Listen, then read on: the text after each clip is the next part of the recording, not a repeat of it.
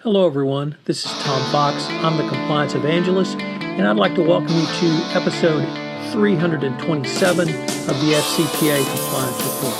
The FCPA Compliance Report is sponsored by Advanced Compliance Solutions, who's proud to offer a new service offering, the Compliance Alliance, which is a three-step program that will provide you and your team a background into compliance so that you can consider how your product or service fits the needs of a compliance officer or compliance practitioner.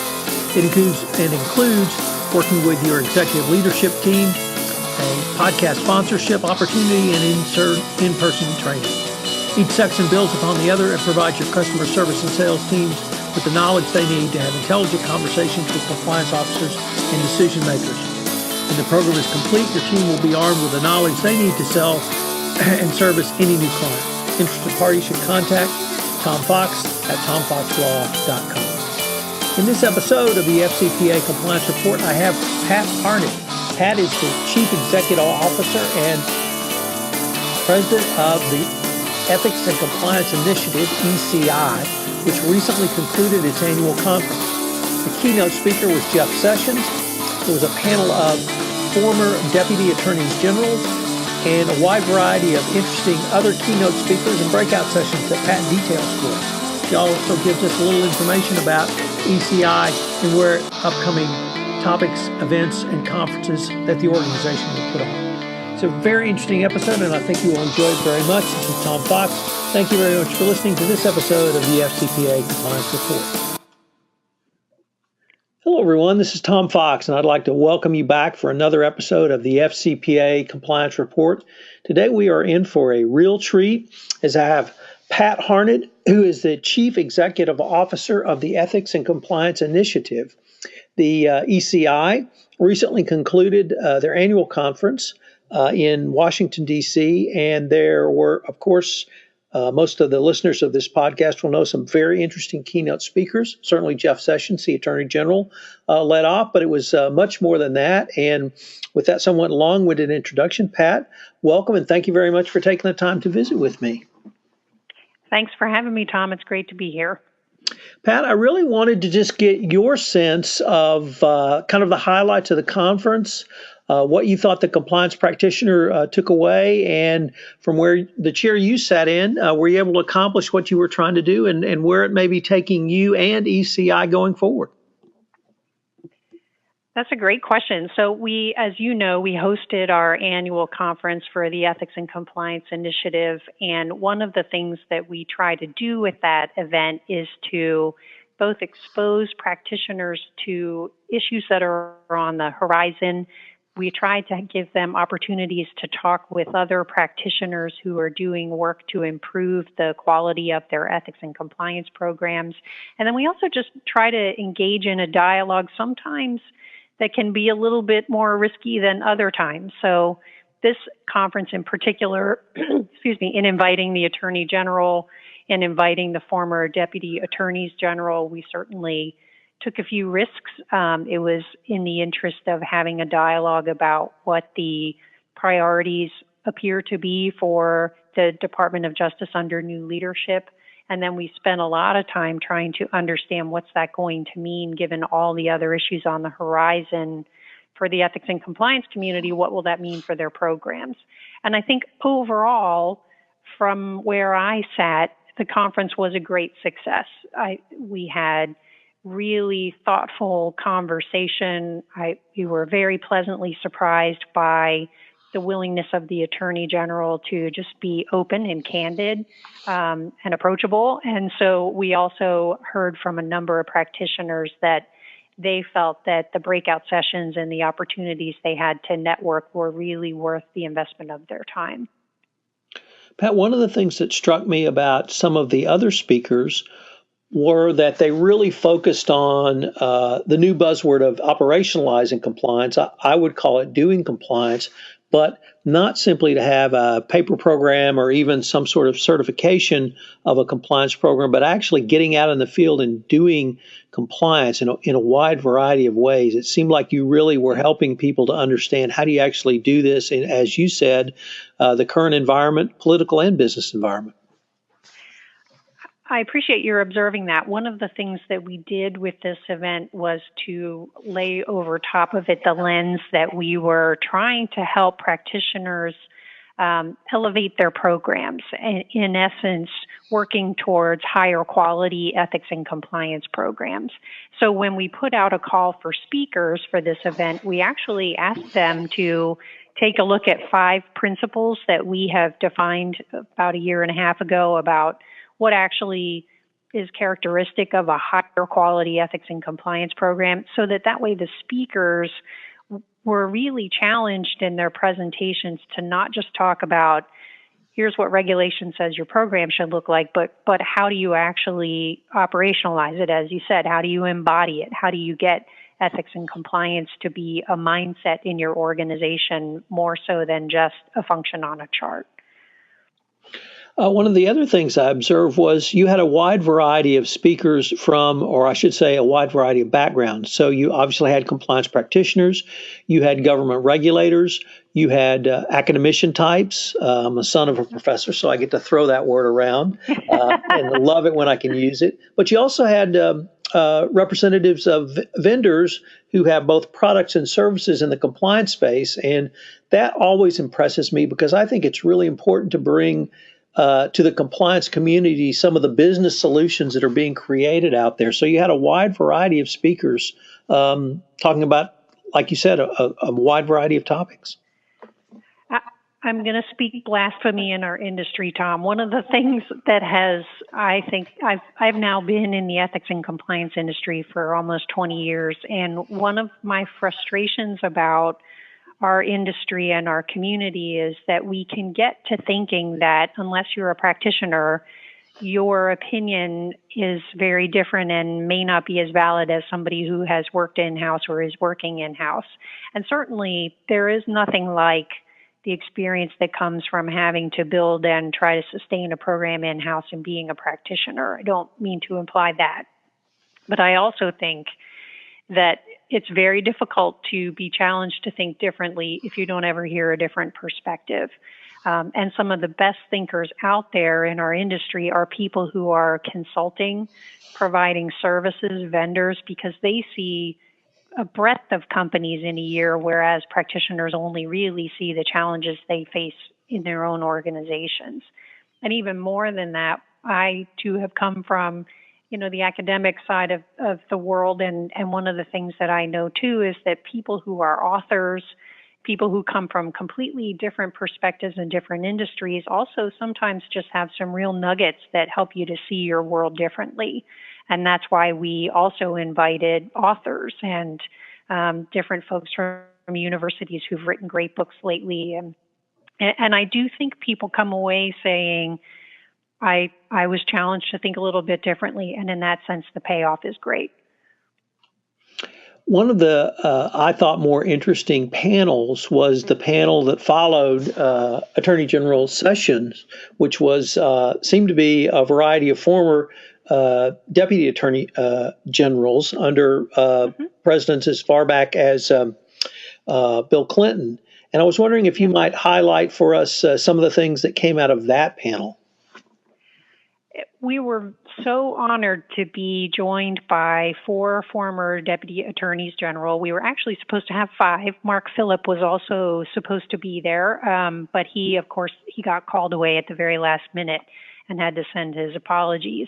But the remaining 4, some of the things that really struck me about their conversation was that it became very clear that in the world of the Department of Justice, there is, first of all, a very real and tangible commitment to enforcing the law, more so than the politics that, especially in Washington, D.C., we can sometimes get overcast by. There's so much conversation about parties and agendas and all sorts of things. But these 4 DAGs basically sat there and said they will forever be essentially a fraternity unto themselves because the people who hold their jobs and the folks that worked for them are so passionately committed to upholding the law and pursuing justice.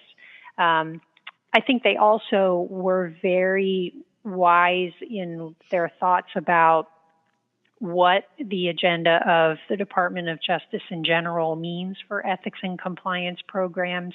They talked an awful lot about, for example, the Attorney General was saying that the emphasis on the prosecution of individuals will be a priority for the department going forward. And the DAGs were really able to say, we also recognize that when a policy like that is put forward, that there are unintended consequences for ethics and compliance programs.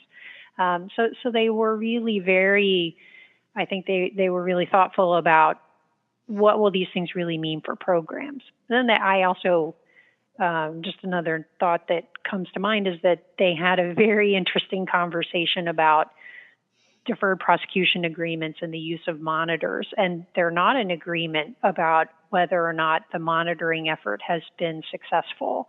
In fact, they each hold different views. 2 of the 4 are currently in monitoring roles or will be. The other 2, of course, have different perspectives and aren't quite as sure that it's worked. So it was fun to be able to listen into their conversation about those kinds of challenges. I would assume those types of discussions go on internal within the Department of Justice because just as any other organization, when you have a variety of people, you're going to have a variety of viewpoints. Unfortunately, you and I and Joe Q Public rarely get to see that. So it must have been a fascinating exercise to see that discussion in public. It was fascinating. And one of the things that I sort of had a sneak peek into because I was involved in getting the panel together and also trying to connect them with the Attorney General's office just to so that they would have a heads up about what would be discussed. I came to understand that, first of all, the former deputies, they know each other very well. And even in planning a panel with them, normally when you plan a panel for a conference, especially if it's a plenary, you do a planning call, you make sure you know who the facilitator is, you outline the questions, you get together, you talk about them, you talk about any supporting materials. This group basically said, we know each other, we've done this before, just let's send some bullet points with the big ticket items you want us to talk about and we'll be fine. But it became very clear that I suspect that for Rod Rosenstein, the former DAGs will reach out to him. He will reach out to the formers. There's a camaraderie that among the alumni, if you will, that I think continues no matter what your party affiliation is, no matter what your experience has been. And that was nice. We got a glimpse of that in the way they talked with each other on the stage. If I could turn just a little bit, one of the things that many conferences really don't, I think, publicize and discuss quite as much as I think they should are generally what's called the pre-conference breakout sessions, which are generally held the day before or the day after. And I really wanted to ask you about the ECI's breakout sessions because it seemed to me that the breakout sessions listed really provided an in-depth, and when I say in-depth, I mean in-depth discussion of the topics and really provided certainly more than a 1-hour presentation that a speaker like myself or any of the speakers you had could give and really would train the compliance practitioner on the current cutting edge techniques and their subject matters. Did I get that right, or is that the direction that the ECI goes with these? Yes. So we've, over the years, modified the pre-conference format for our conferences. And I know that there are lots of different conference options around, and often you can go in the day before the official event. There are 8 or 10 75-minute sessions you can go to that are sort of a stone's throw of different issues. For us this year in particular, we had one major track that was prior to the conference, and it was called the Elevating Ethics and Compliance Training Track, the E2C course. It's a course that's a 6-hour course on the pieces of knowledge and the skills you need to be able to build and sustain and lead a high-quality ethics and compliance program. It's really focusing on what do you need to know to be chief ethics and compliance officer in an organization, not just from the perspective of what are the ins and outs of the program, but how do you make ethics and compliance relevant to the business? How do you get yourself into the C-suite? What do you say to the board? What are the real ethics and compliance risks that a company faces, and how do you integrate that into an enterprise-wide risk management system? So the pre-conference course that we offered was that E2C course, and it essentially gave people all of that knowledge, and then if they opted to sit for a certification exam, they could, and the majority did, to be able to demonstrate that they're certified to be a leader of a high-quality ethics and compliance program. We were real pleased that we got great feedback from the folks that participated in that, especially since one of the things we try to do is to make sure that when people give us their time for those kinds of things, we hear from them, how can we do it better, or what can we do to make this more relevant? And we received good evaluations for it. Pat, I was wondering if you might be able to share some of the upcoming events that ECI is putting on. Sure, I'd be happy to. We have a couple of additional events coming up this year. In July, we have a meeting of our fellows, which is one of the levels of the members in our organization. The fellows program tends to be more senior practitioners in a company, and they always have an agenda that is an emerging issue or a challenge for an organization that you don't talk about in a lot of other places. So in our July meeting, the topic is incentivizing ethics and compliance. And we're using the same philosophy to build the agenda. We're bringing in academicians who do research around motivational science. We're bringing in some authors who have written a great book on how do you motivate employees to perform and what are the intangible things that help people to do their jobs with a higher level of integrity. And then as a group, they spend time talking about, given these great nuggets of information, how do we put it into practice? So that's the July Fellows meeting. In the fall, in September, we have a best practice forum, which is dedicated to creating a speak up, listen up culture. How do you help people to create an environment where not only will they raise new ideas, but they'll raise concerns, report wrongdoing, and then how do you address the issue of retaliation? And then toward the end of the fall, in November, we'll have an enforcement summit, which is geared towards primarily enforcement officials in DC, but also some practitioners. And the topic of that is how can the enforcement agencies incentivize companies that have high quality programs? So there's lots of great programs coming up. And then we also will be hosting webcasts monthly on new research we're doing or some practices that some of our members are taking on. Pat, unfortunately, we're near the end of our time, but I was wondering if anyone wanted more information on either ECI or any of the topics we've discussed. Could you direct them to the website? Sure. Our website URL is nice and simple. It's www.ethics.org. Well, that is pretty nice and simple. I'll, of course, link to that in the show notes, and I'd like to thank you for taking the time to visit with me today, Pat. Thank you so much. I appreciate it. Hello, everyone. This is Tom Fox again. I'd like to thank you for listening to this episode of the FCPA Compliance Report. If you have listened to this podcast on iTunes, I would greatly appreciate it if you would rate us, as it would help our rankings and also help get the word out about one of the top podcasts in compliance. Also, if you have any questions, please email me at tfox@tfoxlaw.com. This is Tom Fox. Thank you very much for listening, and I hope you'll join me again for another episode of the FCPA Compliance Report.